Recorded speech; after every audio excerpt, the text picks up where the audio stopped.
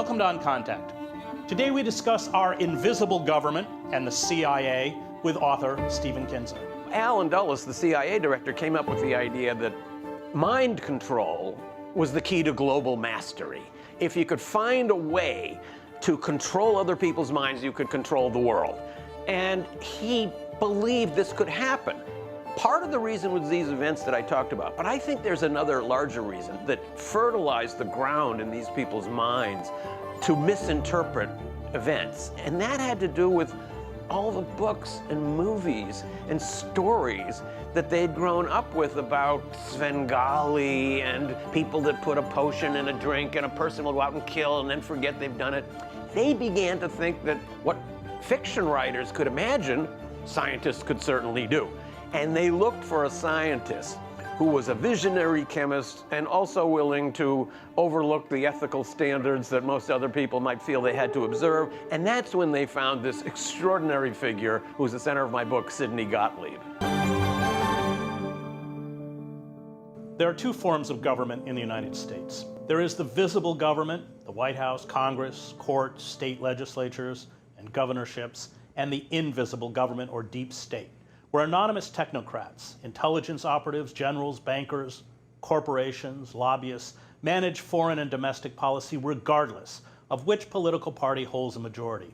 The most powerful and important organs in the invisible government are the nation's bloated and unaccountable intelligence agencies. They are the vanguard of the invisible government. They oversee a vast black world tasked with maintaining the invisible government's lock on power. They spy on and smear domestic and foreign critics, fix elections, bribe, extort, torture, assassinate, and flood the airwaves with black propaganda.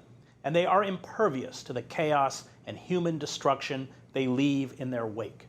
The best window we have into this shadow world comes with historical accounts of its crimes, including those in Stephen Kinzer's new book, Poisoner in Chief, Sidney Gottlieb and the CIA's Search for Mind Control. Joining me in the studio to discuss our invisible government is Stephen Kinzer. So I knew some of this, but even I couldn't imagine how dark and bizarre this became. It's if you wrote this as sci-fi, I don't even know if people would buy it. So let's begin at the beginning, the end of World War II, and the worst war criminals, Japanese and Nazi, become coveted assets to the American intelligence community. Start there and go forward. Well, I had the same reaction to this story when I was writing it that you had when reading it. So this is my 10th book. And I've devoted my career to what you just referred to, trying to figure out what's behind the facade of public diplomacy and public politics that we see. And I've discovered a lot of things that are surprising, but I have to say, this is the first time I've been truly shocked. I cannot believe that this happened, and I cannot believe that this guy existed. I think I discovered the most powerful unknown American of the 20th century. So going back to the beginning, it's before Gottlieb even came onto the scene, the CIA had become electrified with an idea that turned out to be a complete fantasy. And they should have realized it was a fantasy. But policy is built around this fantasy. Absolutely. And I mean, I don't know if it's an exaggeration to say thousands of people's lives are affected, many of whom are killed. I mean, it's all based on an untruth. So a CIA propagandist came up with, invented a word, brainwashing. That word came from a guy that was working with the CIA. And he tried to convince Americans that the Soviets were trying to brainwash the United States. But the CIA then fell for its own fantasy. I think there were two sets of reasons for that. One was that there were a couple of events that the CIA greatly misinterpreted. But they were, yeah, and what were they? One was the trial of the Roman Catholic prelate in Hungary in 1949. In his trial, he seemed to speak in a monotone with glazed eyes, and he confessed to things he hadn't done. So we assumed brainwashed. Well, Stalin had already done that in the 30s, but through the old techniques. In later times, we figured out that exactly this cardinal had been coerced with the same techniques that interrogators have been using for centuries. But the CIA wanted to believe its own fantasy, so they considered the Soviets have found the pill or the technique to control people's minds. The same thing happened after some American released prisoners from the Korean War turned out to have signed statements criticizing the United States. Which John McCain did in Vietnam, by the way, but yeah. And they'd also, some of those Americans in Korea had confessed to using germ warfare, which the United States insisted we had never done. But they had. And so, again, the only explanation the CIA wanted out there was they'd been brainwashed. Right. So Alan Dulles, the CIA director, came up with the idea that mind control was the key to global mastery. If you could find a way to control other people's minds, you could control the world. And he believed this could happen.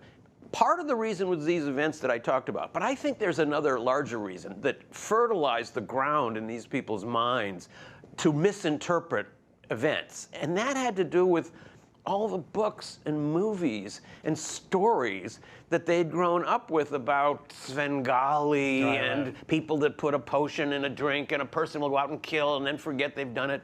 They began to think that what fiction writers could imagine, scientists could certainly do. And they looked for a scientist who was a visionary chemist and also willing to overlook the ethical standards that most other people might feel they had to observe. And that's when they found this extraordinary figure who was the center of my book, Sidney Gottlieb. And let's go back to right after the war, because in this effort, they recruit and whitewash through what's called Operation Paperclip these war criminals who oversaw these medical experiments on whether it was in the concentration camps or in Manchuria with the Japanese occupied. But talk a little bit about those figures who are immediately whitewashed and brought into this effort. So Gottlieb's idea was that before you could find a way to insert a new mind into somebody's brain, you first had to find a way to blast away the mind that was in there. You had to destroy a human psyche and a human soul and a human body if you could. Where do we start? Who's already an expert on this? Oh, the doctors in the Nazi concentration camps and those that worked in the Japanese vivisection shop up in Manchuria. So rather than hang those people, we decided we would hire them. And they became the basis of the American mind control program. I just want to insert, because it's in your book.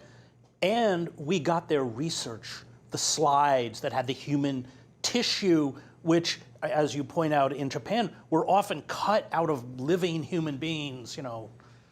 We had a great excitement, actually, at the prospect of being able to find the results of lethal experiments. And the people who had conducted them became valued colleagues to the CIA doctors. So I found, in the course of researching my book, what I think might be the first CIA secret prison in this lovely chalet in Germany, which looks like it could be a bed and breakfast.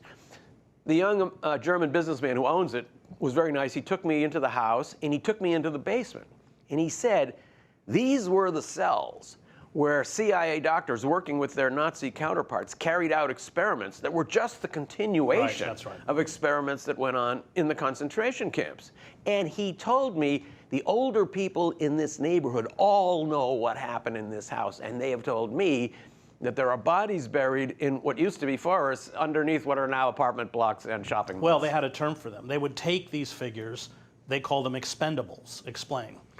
This is really an amazing word that they started to use. The people who they could torture to death, or they could experiment to death, were people that they called expendables. This is all over Europe and all over East Asia. They were people who were either suspected enemy agents or refugees with no known connections to anybody who might complain. In East Asia, many of them were captured North Korean prisoners of war. And on these people, Sidney Gottlieb and the people who worked with him conducted the most extreme experiments on human beings that have ever been conducted by any officer or agency of the US government. Now, explain what they did and what they were trying to achieve. So the goal was to find a way to destroy a human mind. Gottlieb set up two groups of projects, one in the United States and one abroad. In the U.S., he liked to experiment on prisoners. African American. Most normally. In fact, that was the focus of one of the most bizarre experiments that he administered at a federal prison in Kentucky. The doctor who worked with him segregated 7 African American inmates and fed them triple doses of LSD every day for 77 days. Without telling them what it was or what might happen to them. So this was an effort to see if that kind of abuse could destroy a person's mind. And guess what? It can. It does. We have no idea what happened to those 7 men. We don't know their names. All those records were destroyed. Then in Europe and in East Asia, Gottlieb's people were carrying out even more extreme experiments where they would actually torture people to death. For example, in one set of experiments, the idea was take the expendable, place him in a deep coma with barbiturates, then feed him massive overdoses of stimulants. And while he was in the transition phase from coma to hyperactivity, electroshock him and give him extremes of temperature, hot and cold alternating, to see if that would destroy a person's mind. And again, guess what happened? It did.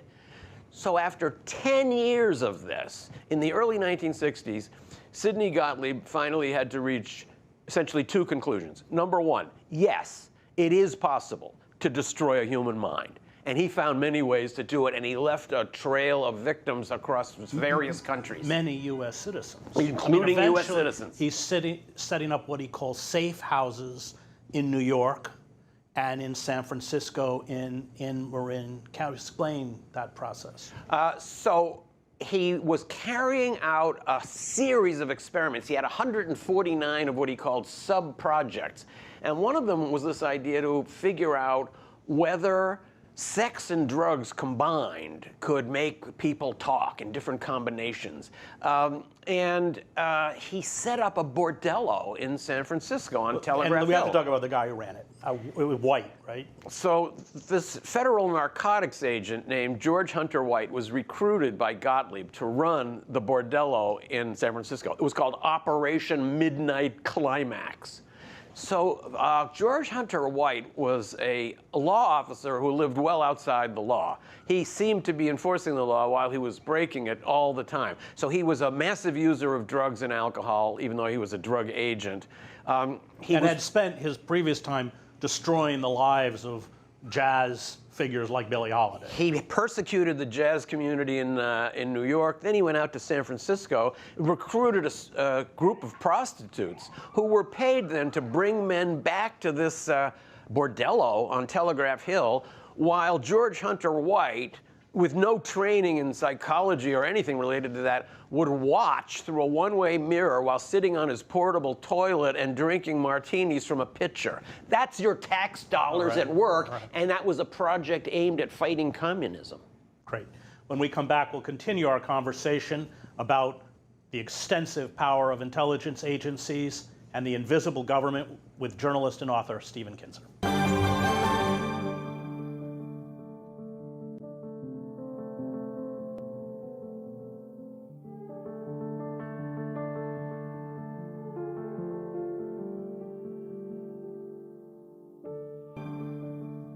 Welcome back to On Contact. We continue our conversation about U.S. intelligence agencies and the invisible government with Stephen Kinzer.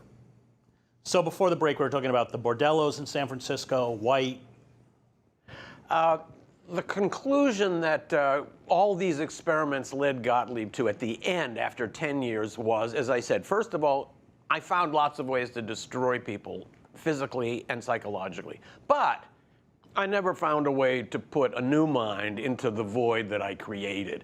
So essentially, he came to the conclusion that mind control is a myth, and that his entire 10 years of wreaking this havoc on so many lives was for nothing. It didn't produce anything. However, later on, it turned out that some of the contributions he made to the CIA actually were quite lasting. He wrote up a series of documents about the techniques of interrogation. Well, let's go back to Cameron. Because it comes out of experiments that are being carried out at McGill University in Canada that so they realize it's a failure, and they destroy their records, as you point out in the book. So there's very little trace of, and people have to go back and look at the accounting records to kind of piece together, in many ways, clue-like what was done. So they realize it's a failure. And part of, as you write in the book, part of what they had sought to do was to erase the mind and reprogram it so that CIA agents could go out and commit assassinations, crimes, and then through induced narcotics forget the very crimes that they had committed. Or that they wouldn't even have to be CIA operatives. They could just be an ordinary person that you could program. Right, and that's what they did in Vietnamese. They put electrodes in the... They implanted electrodes in the prisoner's mind to see if they could get them to kill each other. Right. And they gave them a knife and the knives, and they had to sit in a room, and they didn't. And then they were all shot. Then they took the Green Berets out and executed them. Yeah. Right. But let's talk, because so they've realized it's a failure. They've destroyed lives, and let's just mention the CIA scientist Olson and what happened. So one of the people in Gottlieb's small group began to have doubts about his work. He was a chemist named Frank Olson, who was working at Fort Detrick in Maryland, which was Gottlieb's laboratory. And let's just throw in there, they were also having biological agents, sarin, all sorts of, at the same time, building this arsenal of biological weapons. I think Gottlieb knew more about poisons than any American, and quite possibly more than anybody in the world. So Gottlieb developed this network of doctors who would be willing to carry out these extreme experiments. He didn't have the facilities in his own office to do this. So he subcontracted them out. You mentioned Ewan Cameron. This was a doctor who worked at McGill University in Canada. Well, let's go back to Olson first. Okay. And then go to Cameron. So Frank Olson had a crisis of conscience. He went to Europe in the summer of 1953, and he saw people being tortured, and perhaps tortured to death, with poisons that he himself had devised. This troubled him deeply. He told people he had had enough, and he was going to quit the CIA. And he even told this to his colleagues in the CIA. So this news quickly got back to Gottlieb. And we should just throw in here, this was an ultra-secret operation that even at the highest levels of government, they knew about only vaguely, if at all. You're absolutely right. The idea was that the people above Dulles, people above Gottlieb understood that Gottlieb was doing terrible things, and therefore better not to ask. Right. Just let him go out and do whatever he wants. So Frank Olson was the only member of the group that suddenly was struck by conscience. And a few weeks after he started expressing these ideas, he went out the window. Well, the other thing Gottlieb would do is surreptitiously give, including Olson, even members of his own staff LSD, and then watch the effects. Gottlieb was fascinated by LSD, and it was 22 years later that the family was told, actually, it wasn't just a suicide because Olson was depressed. We have to confess, we had surreptitiously given him LSD. So actually, it was a bad trip that we helped foment. And the President of the United States, Gerald Ford, invited the family in to apologize, something that has never happened before. But the family now believes that even that coming clean about the LSD was part of another cover-up, and that actually he didn't commit suicide for either of those reasons, and in fact didn't commit suicide at all, but was helped out the window. And his son, Eric, exhumes his body, and what happens? They find in the exhumed body a giant bruise on the forehead, and we have later discovered... And he landed on his back. We've later discovered an assassination manual written by Gottlieb at that time, and it says that the most effective mechanism is throwing somebody from a high window or roof, but first you should disable him by hitting him on the forehead. So everything seems to fit together very well. Well, and the forensic pathologist says that he believes that he was killed. And the New York City medical examiner is right now considering the possibility of reclassifying that from a cause unknown to homicide, which would open up the case again. Okay, let's talk about McGill, because this is really the understanding of how to break people down that has been carried on with extraordinary rendition in Guantanamo and everything else. Exactly. So all of the techniques that Gottlieb used and wrote about became the basis for manuals that were used in Vietnam, in Latin America, and then in the Middle East. Ewan Cameron was one of these doctors who was willing to carry out bizarre, extreme experiments. We know some of his work from the victims. But weren't his records also destroyed? Yes. However, some of the victims have come forward. And we have this one woman whose husband was a member of the Canadian Parliament, so he was able to pursue the case. He wrote later that his wife was never again able to use a fork or recognize members of her family. So what happened to her? She went into a psychiatric clinic asking for treatment for a minor ailment. I believe it was postpartum depression. Cameron saw her as a person he could grab for one of his experiments. He put her into a coma that lasted for weeks while she was being blasted with bright lights from strobes, and she was wearing headphones in which short phrases would be repeated tens of thousands of times, like, "My mother hates me, my mother hates me." She would then be taken out and given all sorts of drug cocktails. And she was one of those people through whom it was proven that it is possible to destroy a human mind. Now, it turns out that this woman's granddaughter is now an interesting artist in Canada, and she's done a whole series based on the torments that her grandmother went through.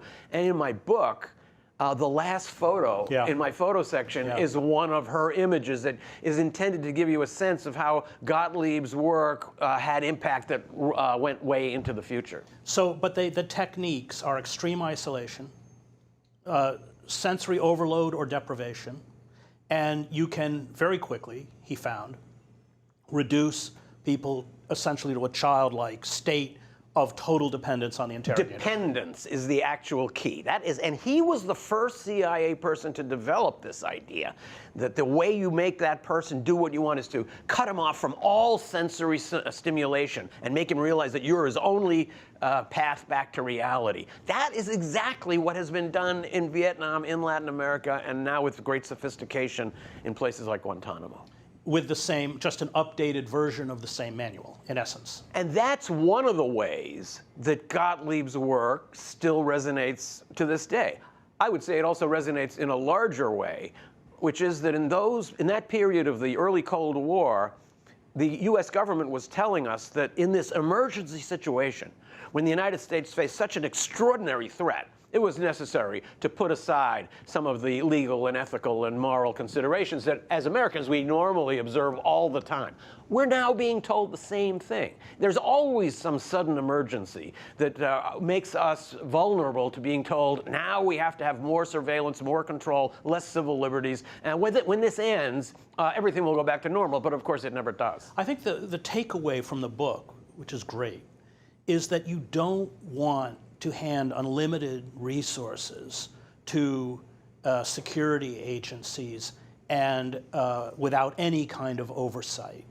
You had the Church Committee in the 70s that explored some of this, but the attempt by Dianne Feinstein to examine the current techniques of torture by the CIA was essentially quashed. So I think it's very naive to think that somehow this is in many ways history. I think the importance of the book is that it's a window into what happens when these vast subterranean agencies are unmoored and can do whatever they want. You cannot read this book, and I can tell you, you certainly cannot write this book, without having this question come into your mind. How vast is the secret apparatus that we don't see? How many Gottliebs are there out there? Today, the technology is so much further advanced, and the size of this bureaucracy is so massive that I think we are in a situation now that has even less control than the situation that Gottlieb lived through. At least he was supervised by people who knew he was doing terrible things and didn't want to know about them, didn't want to hear the details. Now, I don't think there's any committee, any group, or any individual that even knows a portion of what is going on behind closed doors. So this book, definitely, it's a window on a secret sphere at a certain moment, but it has to raise the question of what is that secret sphere and how much of what shapes our lives and our world is shaped in complete secrecy. I just want to mention William Colby, oversaw the Phoenix program. Danny Schechter used to call him was it piano wire Colby, because they would send agents in with piano wire to strangle. They killed 20,000 supposedly Vietnamese sympathizers, often after horrific torture. And you mentioned it briefly in the book, but I found it very interesting. I believe his daughter dies, right? Yes. And he begins to become introspective, amazingly. What happens? So Colby also, he lost his daughter. He was Catholic. He went through a kind of a religious rebirth. The former head of the CIA. Mm-hmm. Even while he was at the CIA, he outraged the CIA establishment, and particularly Richard Helms, by being fairly candid with investigators. Well, they kept telling him to be quiet. He was testifying in front of the Rockefeller Commission, and Nelson Rockefeller took him aside and said, don't tell us all these things. That shows you how intent we were on actually getting to the truth. It's certainly true that there's no deep desire to want to find out these secrets. And that, I think, is the real key. But you mentioned in the book that because he essentially was speaking publicly about what was happening internally, that his biographer believes he was murdered. He spoke more freely than the CIA wanted him to. Would he have spoken more once he retired? Nobody knows, because he had this odd canoeing accident where he suddenly disappeared, and I know that even some members of his family doubt the official version. You would think it would be crazy that the CIA would think of killing one of its own, but look at the Frank Olson story that happened here in New York, and a lot of things that you'd say, that sounds too crazy, don't sound crazy anymore after you read a book like mine. Thanks, Steve. That was Stephen Kinzer, journalist and author, speaking about his new book, Poisoner-in-Chief, Sidney, Gottlieb, and the CIA's Search for Mind Control. Thanks, Steve.